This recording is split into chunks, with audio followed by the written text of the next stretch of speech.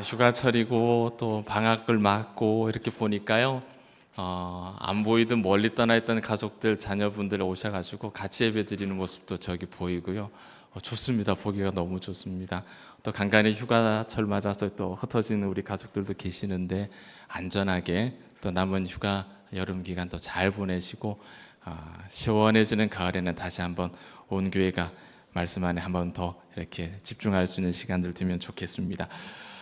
오늘 말씀 제목 참 좀 거시기하죠, 그죠? 네. 시한폭탄. 그다음에 뭡니까? 바른 지식이 없는 신앙의 위험성. 이게 시한폭탄 같아요. 그러니까 우리 모두가 이 자리에 있는 앉아 계신 우리 모두가 한 사람 한 사람이 폭탄이 될 수 있어요. 시한폭탄이 될 수 있어요. 어떨 때요? 하나님에 대한 바른 지식이 없을 때, 그런 바른 지식 없이 그냥 마구잡이로 신앙생활을 할 때 이거 언제 터질지 모르는 폭탄 같은 거예요. 그 주변에 같이 있다가는 같이 다치는 거예요. 그러니까 이런 우리가 폭탄이 터지는 일이 없도록 해야 되겠죠. 그죠? 지난 4월쯤에 우리가 갈라디아서 말씀을 보면서 율법과 은혜의 그 복잡한 미로 같은 관계에 관한 말씀을 한번 들은 적이 있습니다. 복잡해 보이지만 그건 하나님의 구원의 설계도예요. 설계도이기 때문에 이건 하나는 어렵다고 하나를 던져놓고 쉽다고 하나를 취할 수 있는 게 아닙니다. 길고 긴 율법의 시대가 필요한 이유도 있고, 또 그럼에도 불구하고 하나님의 은혜가 반드시 필요한 그 필요도 우리가 배웠습니다. 그 이후로 우리가 5월부터 계속해서 조금씩 주일 이 강단에서 듣고 하나님 주시는 이 말씀이 어떤 주제들이냐면요, 믿음으로 우리가 살아가는 진짜 신앙생활이 어떤 건가, 그 이야기들을 5월부터 계속해서 지금 하고 있어요. 계속해서 그 이야기를 하고 있거든요. 지난주에는 믿음의 공식을 내려놓으면 안 된다 말씀을 드렸죠. 믿음의 공식이라고 해서 특별한 공식이 있는 게 아니고, 이 목사만 사용하는 특별한 믿음의 공식이 있는 게 아니고 똑같습니다. 근데 그걸 함부로 쉽게 내려놓거나 포기하면 안 된다, 그 말씀을 드렸고, 오늘은 이 믿음의 공식이 실제로 우리 삶에서 적용하고 살아갈 때 우리가 굉장히 자주 경험하게 되는 두 가지 현상이 있어요. 계속 반복됩니다. 그것이 뭐냐면은 회개와 하나님의 용서예요. 이 두 가지가 묶여가지고요, 이건 무한 반복입니다. 그리고 이것이 반복되지 않으면 우리는 신앙생활이 멈춰지는 거죠. 그 이야기를 우리가 함께 다룰 텐데, 45절, 11절부터 긴 내용이긴 하지만 회개에 해당되는 39절부터 45절까지만 읽었고, 오늘 첫 번째 앞부분의 설교는 앞에 있는 11절부터 38절에 있는 내용을 먼저 다룰 겁니다. 그 내용은 하나님의 용서에 관한 이야기, 하나님의 용서에 관한 이야기, 하나님은 어떠한 분인가, 용서하시는 하나님에 관한 이야기를 먼저 다룰 겁니다. 자, 민수기 14장을 딱 펼치시면은 이 14장의 이야기의 배경은 가데스 바네아 사건입니다. 그러니 흔히 12정탐꾼 이야기 기억나시죠? 12정탐꾼 여호수아와 갈렙은 으쌰 우리가 가보자, 하나님 말씀 믿고 가보자 했고, 나머지 10명은 손에는 아주 풍성한 가나안의 농작물들을 들고 있으면서도 저기 가면 우리는 죽어, 마진가와 메뚜기 싸움이야, 우리는 저기 가면 안 돼, 이렇게 되는 이야기잖아요. 결국 12정탐꾼의 이야기의 결론은 하나님을 반역하는 이야기죠. 하나님을 믿지 않은 불순종 이야기입니다. 그 결과 어떻게 됐습니까? 하나님께서 이 백성들에게 전염병을 주십니다.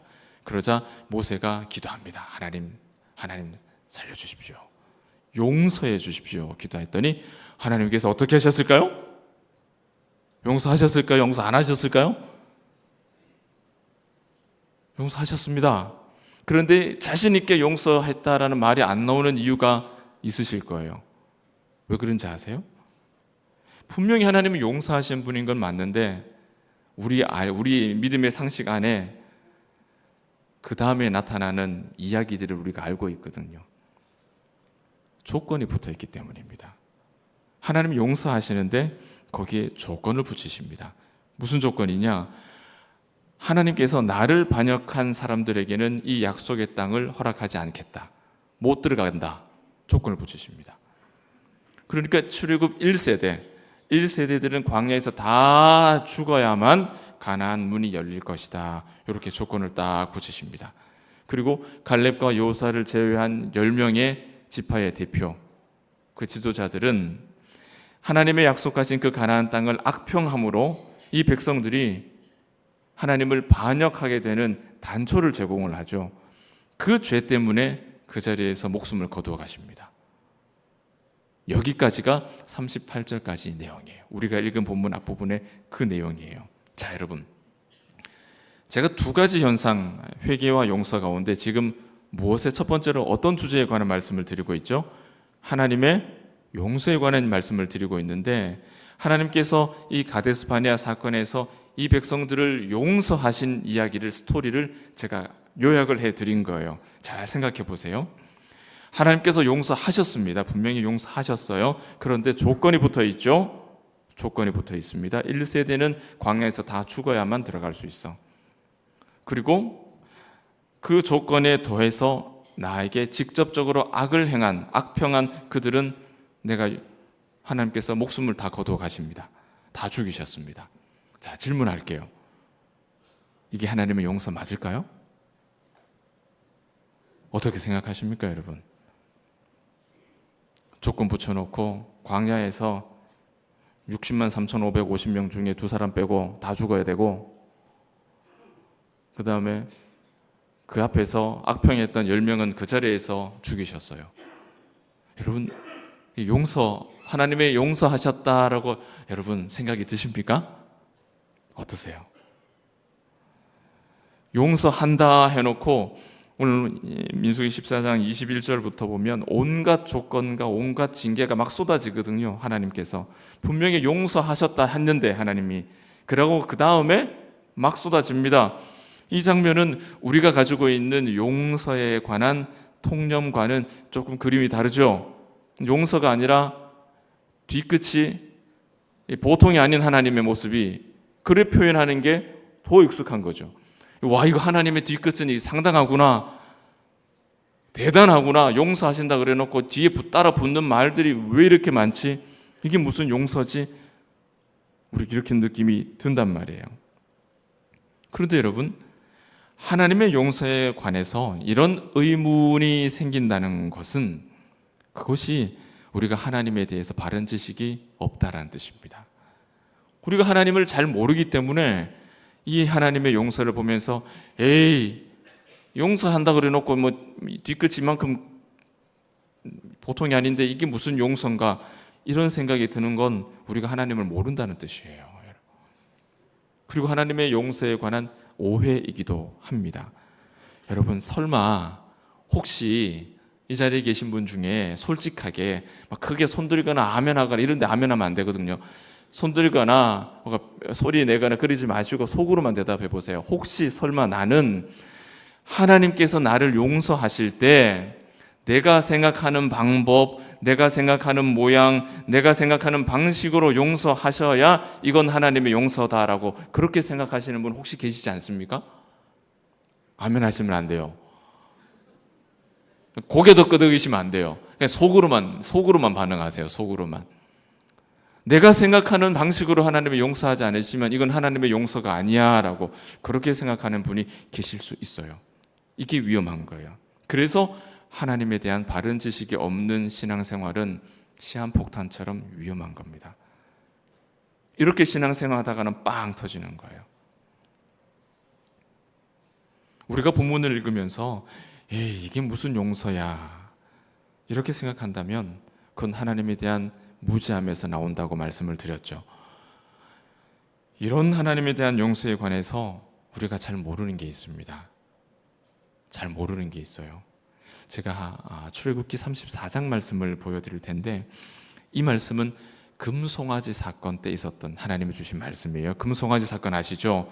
율법 받으러 올라갔다가 그 밑에서 난리치고 푸닥거리 하는 그 모습이잖아요. 그때 하나님께서 하신 말씀, 출애굽기 34장 6절과 7절 말씀 우리 같이 읽겠습니다. 시작.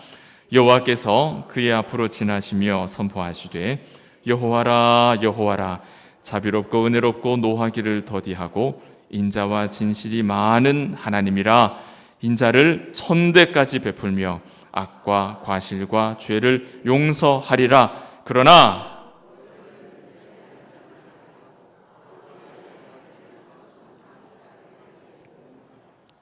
아멘. 용서하시는 하나님이 맞죠? 분명하죠? 그분의 용서와 인자와 자비는 천대까지예요. 그런데 우리가 잘 모르는 게 있어요.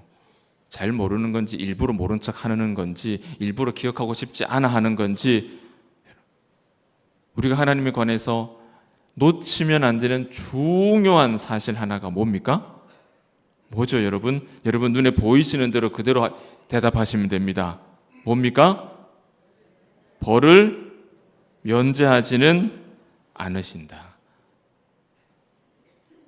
이것이 하나님에 대한 바른 지식이에요. 놓칠 수 없는 중요한 하나님의 속성이죠. 우리가 하나님에 대해서 무지한 부분은 이런 부분입니다. 벌을 면제하지는 않으신다는 거예요. 우리는 조건 없는 하나님의 사랑과 은혜는 기억하고 살지만 하나님의 공의에 따라서 우리에게 주시는 그 벌은 면제할 수 없다라는 그 하나님의 성품은 잊어버리고 사는 거예요. 그러면 그게 무슨 용서냐? 뭐 이런 생각을 아직도 하시는 분이 계실 것 같아서 성경은 그런 우리에게 어떻게 설명하느냐면요. 예수 그리스도의 십자가를 꺼내어서 우리에게 딱 보여주시는 겁니다. 십자가.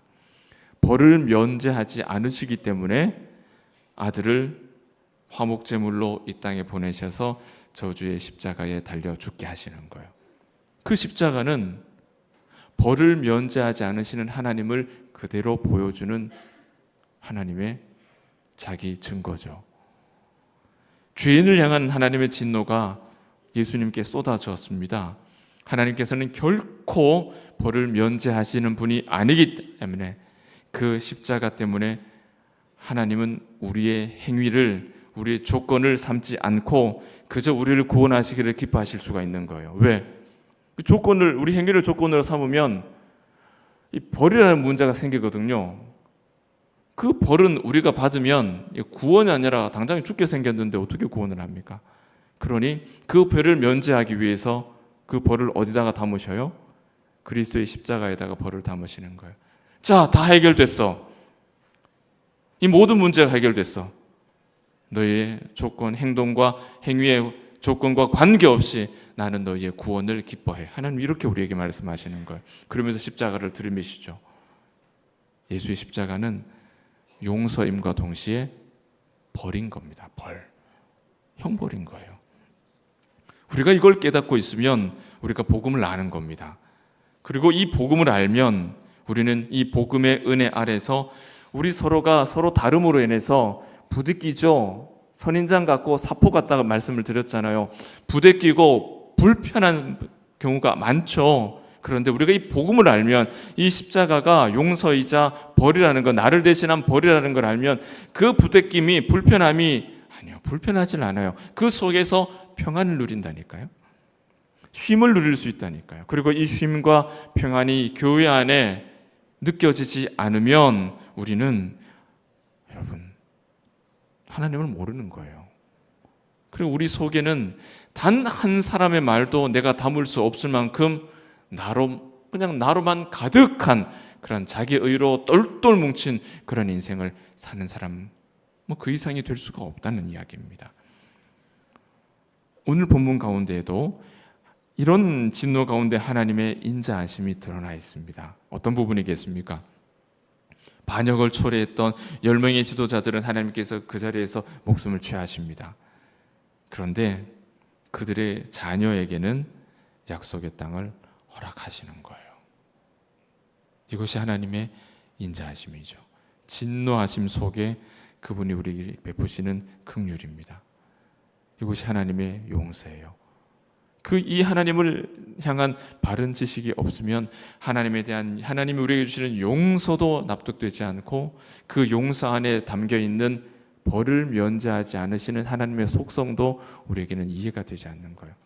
그래서 하나님께서 이게 무슨 하나님의 용서야, 이게 무슨 하나님의 용서야, 이런 이야기가 우리에게서 나올 수밖에 없는 거예요. 두 번째는 회개입니다. 이 회개와 용서는 항상 이렇게 짝꿍이죠. 그런데 회개는 여러분 구분할 수 있으면 좋겠어요. 여러분, 오늘 이 말씀을 통해서 우리가 경험하는 우리 스스로가 하나님께 드리는 그 회개가 이제 여러분 안에서 이렇게 분별될 수 있기를 소망해 봅니다. 첫 번째 회개의 모습은 율법적인 회개예요. 이건 우리가 이제 멀리 해야 되는 거죠. 그러나 굉장히 많은 경우에 우리는 율법적인 회개에 그냥 머물러 있는 경우가 많습니다. 정말 우리가 취해야 될 태도는 율법적인 회개가 아니라 복음적인 회개예요. 더 쉽게 말씀드리면 참된 회개라고 부르면 되겠죠. 그런 회개로 우리가 나아가야 된다는 거죠.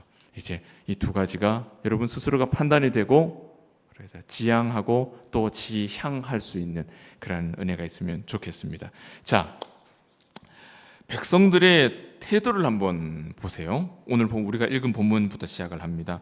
39절을 보면 이들이 하나님의 말씀을 듣고 그들의 감정이 어떻게 됐습니까? 그들이 몹시 매우 슬퍼했다 그랬죠. 슬퍼했다. 백성들의 이런 슬퍼하는 이런 감정적 반응이 참된 회개의 보증이 되느냐? 그렇지가 않습니다, 여러분. 눈물 콧물 찔찔 짜는 게 참된 회개의 보증이 되지 않는다는 거예요. 회개와는 전혀 관계가 없는 감정적인 반응일 뿐일 수 있어요. 얼마든지 그럴 수 있어요.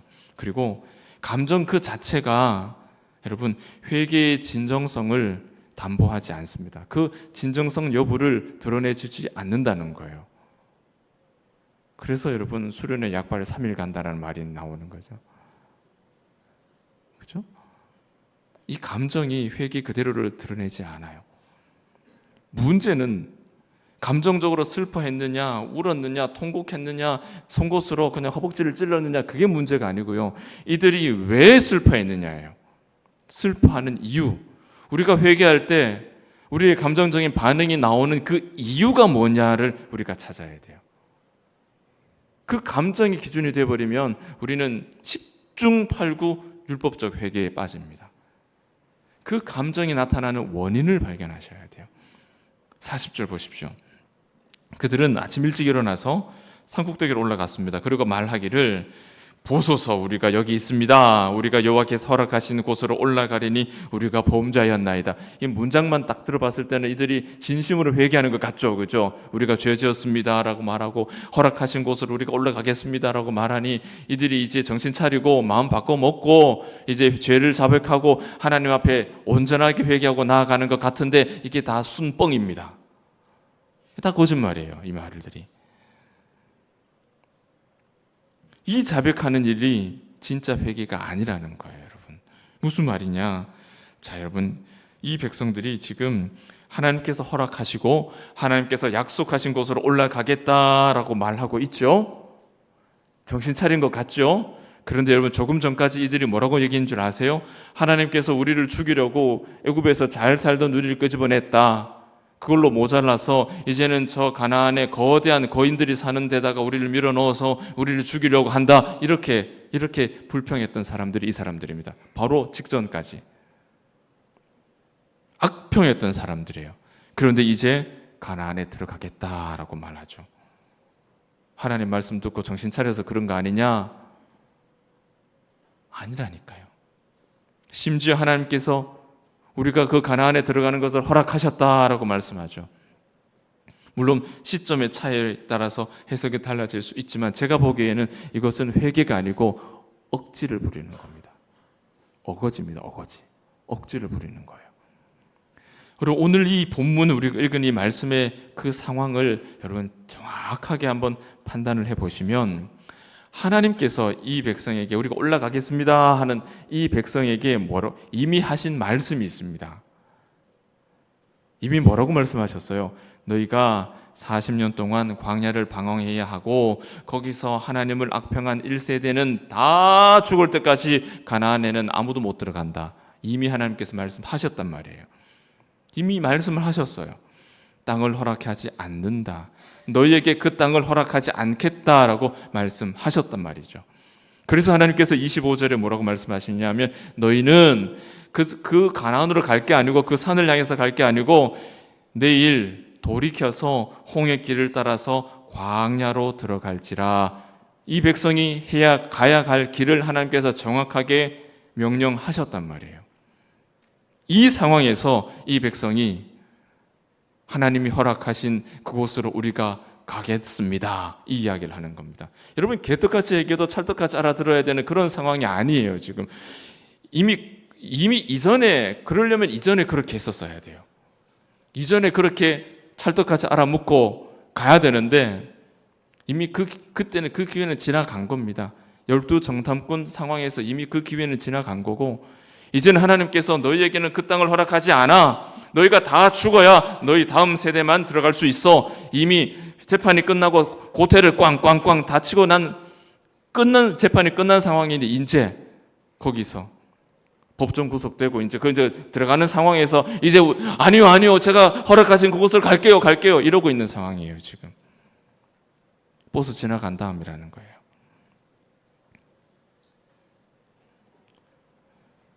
그들이 정말 회개했다면 그들은 돌이켜 어디로 가야 됩니까?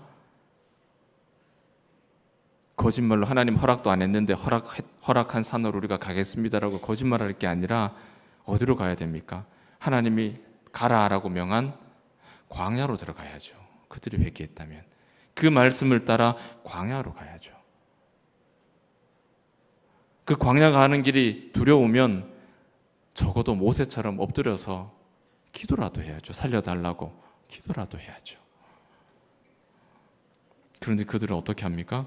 하나님께서 이미 금지하셨음에도 기어이 가겠다고 거기다가 허락하셨다고 이렇게 말을 바꾸면서 가지. 실제로 모세가 가면 안 된다 너희가 형통하지 못하다 가면 안 된다 하나님께서 가지 말라 하셨다 그렇게 말리는데도 불구하고 41절 42절 43절을 보시면 어떻게 합니까? 이 백성은 모세가 그렇게 말리는데도 기어이 갑니다.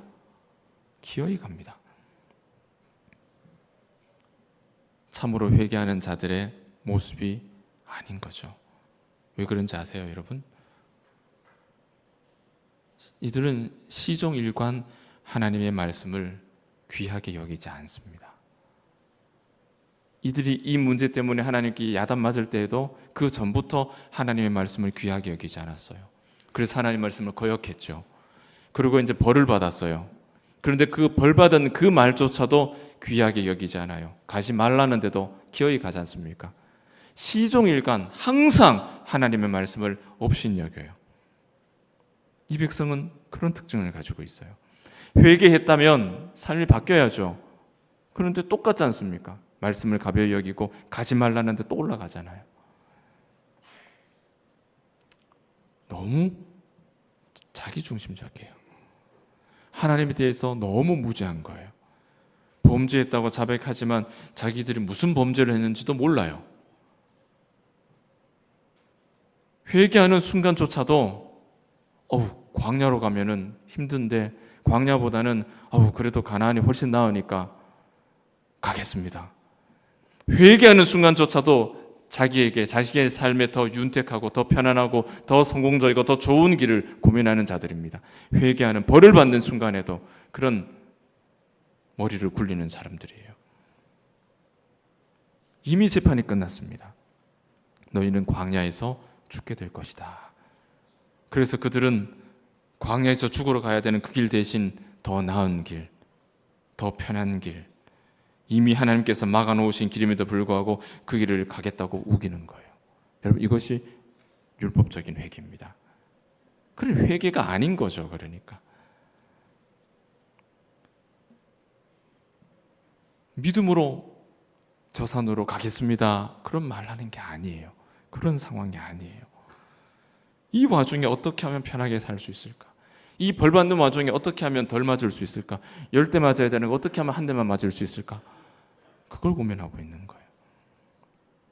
회개하는 순간에도 하나님의 주시는 그 징계를 받을 준비는 전혀 되어 있지 않습니다. 그래서 모세의 경고를 무시하고 금지된 가나안을 향해서 달려가죠. 그 결과가 어떻게 됩니까? 45절 마지막 절에 그 결과죠. 아말렉 사람들 또 산에 살던 가나안 사람들이 내려와서 그들을 무찔러 버렸어요. 한 번으로 끝나지 않아요. 호르마까지 뒤쫓아가서 이스라엘 이 백성들을 혼쭐을 내는 겁니다. 이런 모습이 율법적인 회개의 전형적인 모습이에요. 회개라고 하지만 내가 받아야 할 징계를 피하는 데 모든 관심이 있는 겁니다. 어떻게 하면 피할 수 있을까? 죄 자체에 대해서 슬퍼하지 않아요. 이 죄로 인해서 내가 어떤 벌을 받게 됐다, 그걸 슬퍼하는 거지, 내가 어떠한 죄를 범했다라는 그 죄 자체에 대해서 슬퍼하지 않습니다. 이게 잘못이다, 거기에 대한 뉘우침이 없다는 거예요. 결과에 대한 두려움만 있어요. 여러분, 이들이 잘못된 행동이라는 건 44절에서 완전히 증명이 되죠. 이들이 가나안 땅을 하나님께서 허락하신 땅을 가는 것이라면 언약궤와 모세가 안 가고 가만 머물러 있겠습니까? 언약궤가 거기 그 자리에 있을 이유가 없죠. 모세가 그냥 그 자리에 있을 이유가 없죠. 말릴 이유도 없죠. 하나님께서 허락한 길이 아니라는 거예요. 그들의 회개는 다른 목적입니다. 제사보다 제밥에 관심이 있는 거예요. 무엇보다도 이런 율법적인 회개는 회개 이후의 삶이 달라지질 않습니다. 시종일관 하나님의 말씀을 가볍게 여기는 거예요. 성경이 가르치는 회개는 이런 회개가 아니에요. 이런 회개는 하나님에 대한 무죄함에서 나오는 거예요. 하나님을 몰라서 이렇게 해도 되나 보다 하는 거예요. 벌을 면제하지 않으시는 그 하나님을 모르기 때문에 이런 일들이 발생을 하는 겁니다. 신약 성경의 표현을 따른다면 이런 백성의 회개는 십자가 없이 구원받을 수 있다라고 믿고 신앙생활하는 것 똑같은 거예요. 이 율법적인 회개와는 달리 복음적인 회개가 있습니다. 진짜 회개죠. 그 회개는 오늘 본문 13절부터 19절까지 기록되어 있는 이 모세의 기도에 이 진짜 회개가 담겨 있어요. 무엇이 다르냐? 어떤 게 다르냐? 모세의 회개는요, 여러분, 모든 면이 하나님에 대한 지식 위에서 기도하는 거예요. 아예 다릅니다. 회개하는 내용 자체가 달라요. 그리고 회개에 하나님께 용서를 구하는 근거 자체가 달라요. 모세의 관심은 어떻게든 가나안에 가는 게 목적이 아니라니까요. 거기는 그게 목적이 아니에요. 편안한 길을 가는 게 목적이 아니에요. 모세의 관심은 오늘 본문 15절과 16절 보십시오. 모세가 어떻게 회개하며 그 회개하는 모세에게 있어서 무엇이 가장 중요한 관심이냐? 한번 읽어보겠습니다. 같이. 이제 주께서 이 백성을 하나같이 죽이시면 주의 명성을 들은 여러 나라가 말하여 이르기를 여호와가 이 백성에게 주기로 맹세한 땅에 인도할 능력이 없었으므로 광야에서 죽였다 하리이다. 자, 보세요.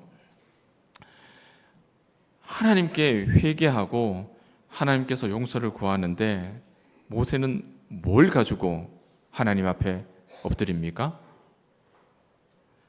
이 백성을 하나님께서 하나같이 다 죽여버리시면 뭐가 문제가 된다고 말이에요? 하나님의 주의 명성에 어떻게 된다고요? 주의 영광이 하나님의 이름이 높아진다는 말입니까? 아니면은 깎인다는 말입니까? 깎인다는 거예요.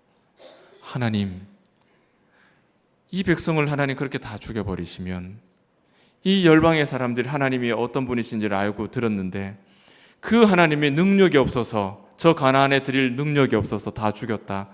하나님의 영광이 가려지지 않습니까? 하나님의 이름이 흠이 생기지 않습니까? 하나님의 이름을 위해서라도 그렇게 하지 마십시오. 가나안에 가는 게 문제가 아니에요. 모세의 관심은 하나님께 있어요. 하나님의 영광이 가려지지 않습니까?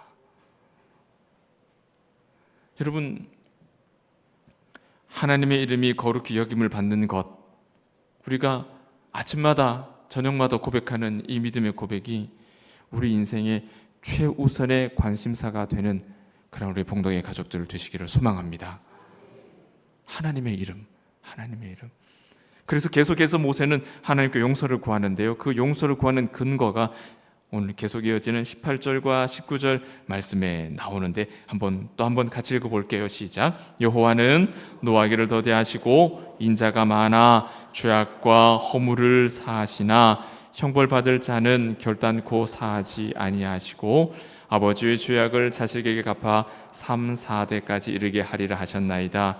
구하옵나니 주의 인자의 광대하심을 따라 이 백성의 죄악을 사하시되 애굽에서부터 지금까지 이 백성을 사하신 것 같이 사하시옵소서. 용서해 달라라고 말하죠. 그런데 하나님께 용서를 구하는 근거가 뭡니까? 애굽에서 지금까지 이 백성을 사하신 그 하나님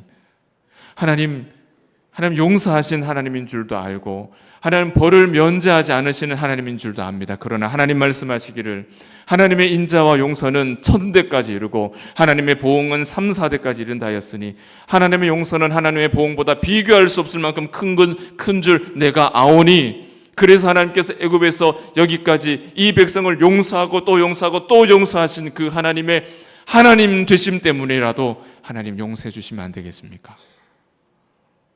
벌하실 수 있는 하나님인 줄 아오나 하나님 지금까지 우리를 용서하신 것처럼 하나님 다시 하나님 더 큰 긍휼로 용서해 주시면 안 되겠습니까? 하나님의 하나님 되심 앞에 엎드려 용서를 구하는 거예요. 핑계를 찾아볼 수가 없죠. 하나님의 성품에 엎드리는 겁니다. 하나님은 이런 하나님이라고 말씀하지 않으셨습니까? 그 하나님의 성품을 따라 저희를 용서해 주옵소서. 하나님 알고 있습니다. 하나님 벌을 면제하지 않으시는 분인 줄 알고 있습니다.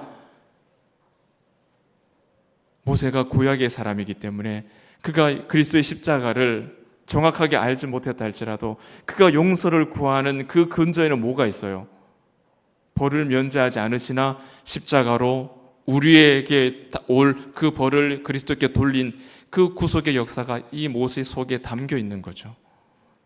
용서해달라는 거예요. 하나님 그런 분 아니십니까? 하나님이 그 벌을 아들의 십자가로 돌리시는 분 아니십니까? 그러니 우리를 용서해 주시면 안 되겠습니까? 모세의 기도는 처음부터 끝까지 하나님에 대한 바른 지식 안에서 이루어지는 기도예요. 이것이 복음적 기도, 복음적 회개, 진짜 회개예요. 여러분, 모세의 기도에는 참 회개의 특징이 잘 나타나요. 우리의 죄는 하나님의 영광과 관계가 되어 있다는 겁니다. 여러분, 굉장히 중요한 이야기예요. 우리 죄는 하나님의 영광과 관계되어 있어요. 누구 한 사람이 더 다치고 누구 한 사람이 돈에 손해보고 그 정도가 아니라 내 죄는 하나님의 영광과 관계가 되어 있어요. 내가 잘못하면 누군가가 피해를 보는 것도 큰일이지만 그것보다 더 중요한 건 하나님의 이름이 거룩히 여김을 받지 못한다는 게 우리에게 문제라는 거예요. 여러분, 우리 이걸 잊어버리면 안 돼요. 우리의 회개는 여기까지 가야 되는 겁니다. 여기까지 나아갈 수 있어야 돼요. 그리고 죄의 결과를 피하려 하면 안 돼요. 이 죄 자체를 슬퍼할 수 있어야 돼요. 이 죄를 슬퍼할 수 있어야 돼요. 이것이 진짜 회개입니다. 죄가 하나님과 백성, 하나님과 우리 사이의 관계를 깨뜨린 것, 그것을 슬퍼할 수 있을 때 진짜 회개입니다. 그러나 앞에 여러분 보신 우리가 본문을 읽은 이 이스라엘 백성들의 율법적 회개에는 그런 게 하나도 없잖아요. 그런 게 하나도 없어요. 어떻게 하면 이 징계를 피해 볼까? 이미 끝난 이야기인데도 불구하고 어떻게든 그 고난의 길을 가면서도 더 편한 길, 더 나은 길을 찾으려고 흔히 말하는 시쳇말로 잔머리를 굴리는, 이게 율법적인 회개예요. 그리고 나니 달라지는 삶은 하나도 없죠. 변화되지 않는 회개. 이런 진짜 회개는 여러분, 하나님을 아는 바른 지식이 있을 때에만 가능한 거예요. 우리가 이 지식이 없으면 우리는 율법적 회개에 머물 수밖에 없습니다. 말씀을 맺습니다. 오늘 한 문장을 꼭 기억하셨으면 좋겠어요. 하나님을 아는 바른 지식이 없는 신앙생활은 위험하다. 이 문장을 꼭 기억하시면 좋겠습니다. 지식이 없는 신앙은 위험해요. 지식과 믿음은 함께 자라야 됩니다. 이게 엇박자가 나면 안 돼요. 같이 자라야 돼요. 하나님을 모르면 하나님의 용서를 이해할 수가 없어요. 그러면 이 백성들처럼 무모한 행동, 하나님이 원하지 않는 하나님의 금하신 행동을 서슴지 않고 하면서 나는 회개한다고 말하지만 사실은 하나님이 예비하신 천국에 저항하는, 내가 천국에 저항하고 있는 모습을 살게 되는 거예요. 하나님을 모르면 이런 엉뚱한 삶을 살게 됩니다. 저와 여러분에게 얼마든지 일어날 수 있는 일이라는 거예요. 그러나 우리가 하나님을 아는 지식으로 충만할 때 우리는 참 회개, 복음적인 회개로 나아갈 수 있고 내 삶에서 이렇게 나타나는 율법적인 회개를 분별할 수 있게 되고 거기에서 떠날 수 있게 돼요. 그러나 우리가 성경을, 하나님을 조금 더 안다고 해서 우리 인생의 모든 문제가 다 해결되는 건 아니에요. 그러나 하나님을 아는 지식은 우리가 하나님과 동행할 수 있도록 우리를 도와줍니다. 우리가 마음을 지키며 살 수 있도록 우리를 도와줍니다. 은혜를 머금고 살 수 있도록 우리를 도와줍니다.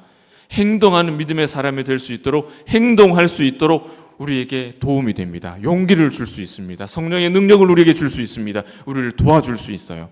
그러나 이 지식이 없으면 이것 모든 것이 애시당초 불가능합니다. 이 지식 안에서 참되게 회개하는 신자는 회개 후의 삶이 그 전과 같을 수가 없어요. 같을 수가 없어요. 사랑하는 여러분, 하나님을 아는 이 소중한 이 바른 지식의 그 빛, 그 밝은 빛 아래에서 우리가 일상을 사는 동안에 항상 우리 안에 들어갔다 나왔다 우리를 둘러싸고 틈타는 그 죄를 이해하고 깨닫고 느끼고 그 죄를 내 안에서 소멸시키기 위해서 하나님 앞에 참되게 회개하는 자리 가운데 나아가 엎드릴 수 있는 이런 사람, 이런 믿음, 이런 믿음의 사람이 다윗이었죠.